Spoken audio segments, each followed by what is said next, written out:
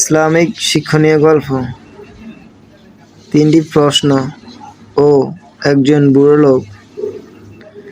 একবার এক ব্যক্তি ইমাম গাজ্জালী রাদিয়াল্লাহু এর কাছে এসে জিজ্ঞেস করল, হুজুর, আল্লাহ আমাদের কেন সৃষ্টি করেছেন? কেন তিনি আমাদের জাহান্নামে পাঠাবেন? তাকে যদি দেখা না যায় তাহলে তিনি কিভাবে আছেন বুঝব?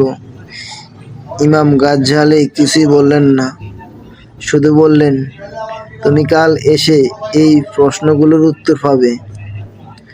পরের দিন সেই ব্যক্তি আসতেই তিনি তাকে বাহিরে নিয়ে গেলেন। তখন প্রবল রোদ। ইমাম গাজ্জালী তাকে বললেন, আকাশের দিকে তাকাও। লোকটি তাকাতেই রোদে চোখ ধাঁধিয়ে গেল।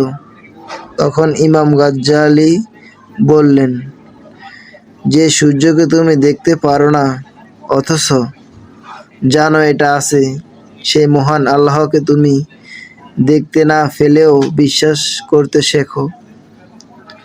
তুমি সূর্যকে সহ্য করতে পারো না অথচ তুমি বলো জাহান্নামের আগুন হবে। আর সৃষ্টিকে দেখেই স্রষ্টার অস্তিত্ব অনুভব করা যায়। লোকটি মাথা নিচু করে বলল, আমি বুঝতে পেরেছি। শিক্ষণীয় বার্তা।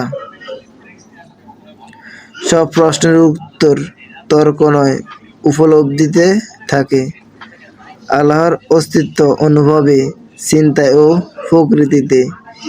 ঈমান হলো দেখার আগে বিশ্বাস করা।